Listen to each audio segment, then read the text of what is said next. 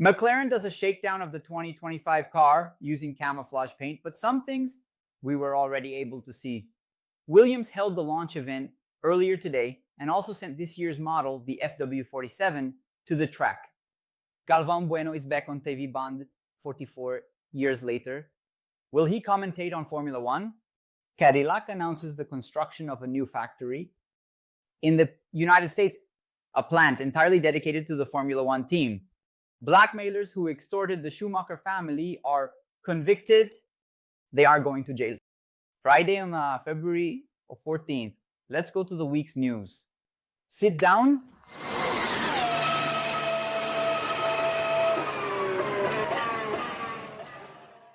With the camouflage paint, as I already explained here, no one will show the real paint jobs until Tuesday, the 18th, at the Formula One season launch event. McLaren hit the track yesterday with the MCL39. The car aiming to defend the constructor's title and perhaps win the driver's championship. Lando Norris and Oscar Piastri tried the car for the first time, and it was possible to notice some changes. Andrea Stella, the team boss, even detailed, there is practically no component of the car that hasn't been reviewed, either for direct improvements on its own performance or to make room for other parts of the car to improve or evolve throughout the year. There is nothing directly very different when looking at the car side by side. I'll ask the editor to put a comparison here for you. And it wouldn't be the case anyway. No one would show up here, I joked about this yesterday, with a six-wheeled Tyrrell at this point, but McLaren, responsible for releasing the few images that emerged from yesterday's shakedown, deliberately took distant photos and not in very high resolution. This on purpose. And McLaren is a team that does this every year during preseason, sometimes manipulating the images with Photoshop, as they did in 2021, if I'm not mistaken. Or last year, darkening some of the fundamental parts of the floor precisely to disguise them for as long as possible. Does that phrase even exist? The more sensitive aerodynamic parts there, sensitive not in the aerodynamic sense, but sensitive as in secret. The later the opponent sees it, the better. Moreover, the cars that go to the shakedown are always in the rawest version possible. But there are structural things that cannot be disguised. The most notable of these at the front and rear is the suspension geometry. Apparently, McLaren has radicalized the angle of the arms, trying to increase the anti-dive effect.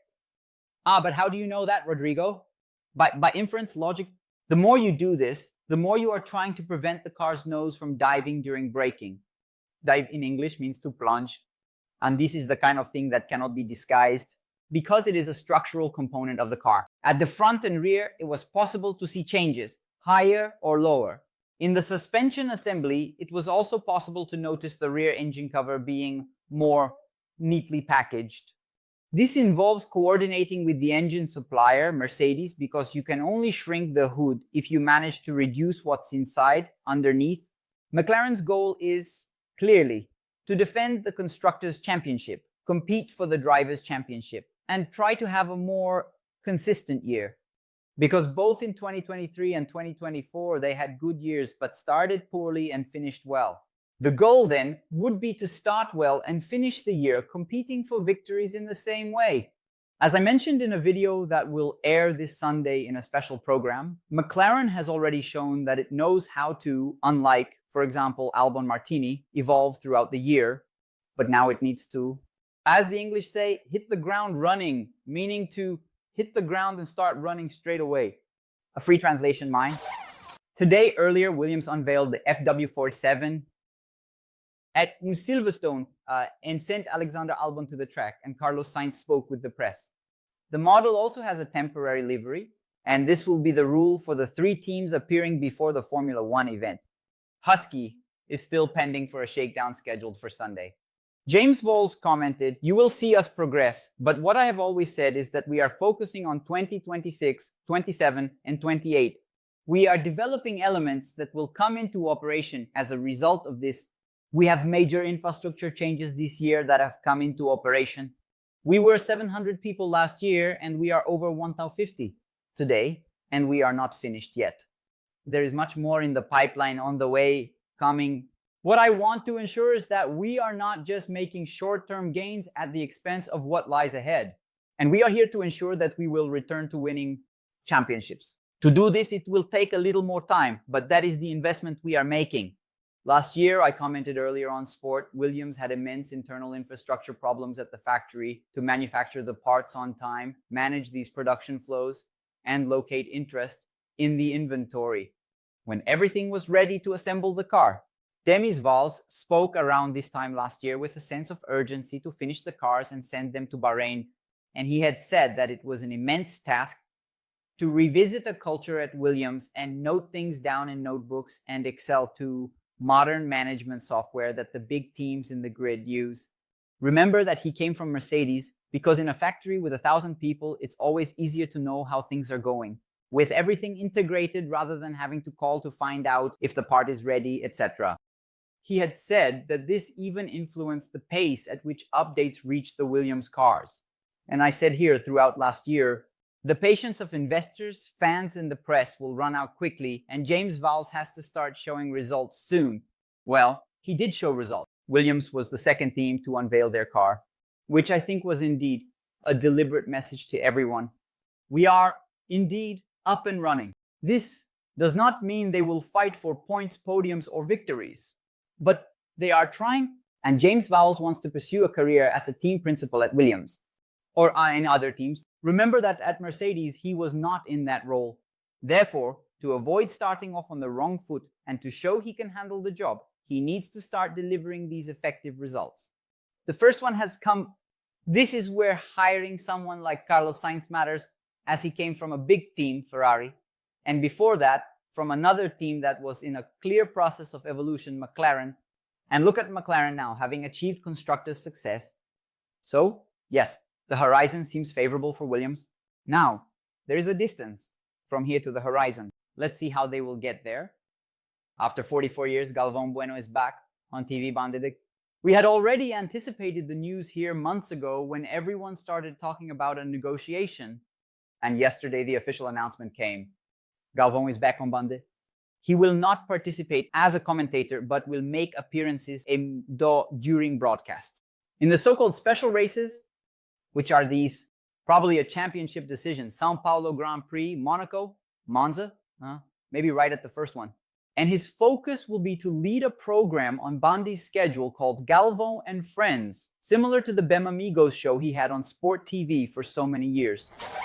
Cadillac announced this week the construction of a new factory in the United States with an investment of $150 million. This is a requirement from Formula One itself and the FIA, the regulations and the Concord Agreement, which impose that large corporations such as Renault, Mercedes, which have very large factories, to ensure that the budget cap is not compromised, must segregate operations physically, and also from an accounting and financial standpoint. Otherwise, it would be very easy for large companies to hide investments, breach the budget cap, and say, no, it wasn't me, the Formula One team, that spent this fortune. It was the car manufacturer. There, it has nothing to do with it. This is another step in the arrival of the 11th team imposed by Formula One and the FIA. In this way, Cadillac is increasingly taking on a form similar, at least initially, to Haas, which has 3 factories. One in England, one in North Carolina, and one in Italy, next to Ferrari. Also this week, there is information that in addition to the Ferrari engine, the Cadillac car is expected to have suspension, rear and gearbox from the red team of Italy. Why, you might ask? Very simple, the Cadillac engine is expected to come around 2028, 2029. Until then, therefore, it doesn't make sense to buy the Ferrari engine and not also buy the rest of the rear gearbox and suspension, since after all, it's all one single unit. And if Ferrari does so well for itself, it makes sense to buy and avoid spending time and headaches with other car components. It is said here, this week, in 12 months, another Formula One car must appear to the world, the 11th BAM from Cadillac. And at this point, there are many question marks. Who will be the drivers? Who will be the team that will design this thing? Everything, what will the car be like? Will it be a more conservative project? Are we going to try to go all out right from the start? What is it? And I even received a funny response on Twitter saying, but is it written in the regulations that in 12 months you must have the car? No, it's not written, but if you want to compete, you need a car, right? There are things that don't need to be written in the regulations, or I don't know, nowadays, right? Maybe that's why on an egg carton it says contains eggs. Still following the conversation with Cadillac, Sergio Perez seems to be the man of the moment. I tell you, I think it makes a lot of sense. An experienced driver who has already won races, worked for so long in an organization like Red Bull, knows what a team needs to be great, and is a sure bet to provide good feedback and so on. But he didn't perform well alongside Verstappen. It's true, he didn't perform well alongside Verstappen, but for a team that is starting from scratch, there's no point in thinking they will hire someone from Formula 2, as if we don't know they're indirectly talking about 𝙾𝙤𝙢𝙗𝙗, right? Nothing against it if they want to hire 𝙾𝙾𝙢𝙗, good for me. After all, I make a living telling stories to a Brazilian audience. But the thing is, you, as the owner of a Formula 1 team, who would you hire? A driver who has never raced in a Grand Prix, or one who has almost 200, or maybe more than 200? I'll tell you more, I would go for a lineup with 2 experienced drivers like Bottas and Perez. And then, once things are running smoothly, I would start thinking about young talents. 3 men who tried to extort the Schumacher family to prevent the leak of tens of thousands of photos on the deep web, demanding ransom. 15 million euros was sentenced to prison in Germany this week. During the investigation, authorities found that they stole photos, medical records, and documents, threatening to leak them on the internet. If they did not receive the requested amount, a nightclub security guard whose name I cannot pronounce, 𝘾𝙤𝙥𝙗𝙦𝙗, was sentenced to 3 years in prison.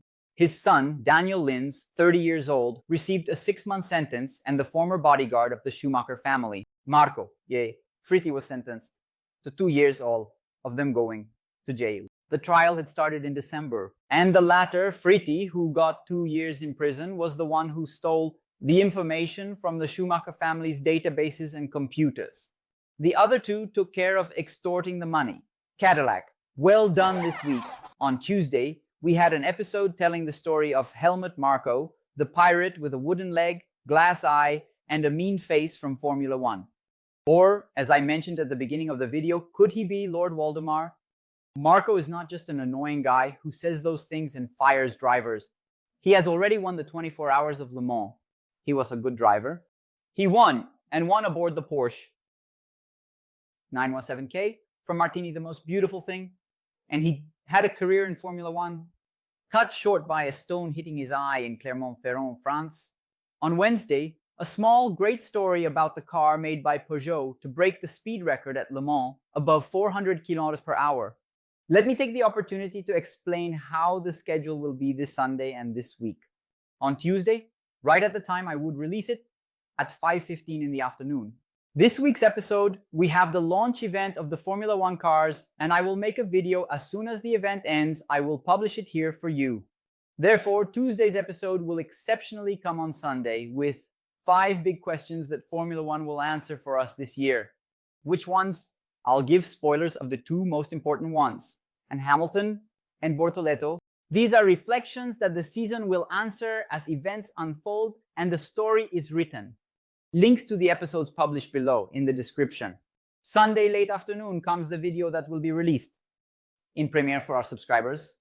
As always, if you want to subscribe to the channel, watch the videos in Premiere, have priority in responses during the live sessions that will come throughout the season, and compete for giveaways that we are, as always, negotiating with partners, and good things are coming, become a member of the channel. Besides supporting this project, we return these benefits to you. In January now, 6 channel subscribers, 3 pairs of tickets met me there at the events, and it was really cool. Leave a like then, it's free.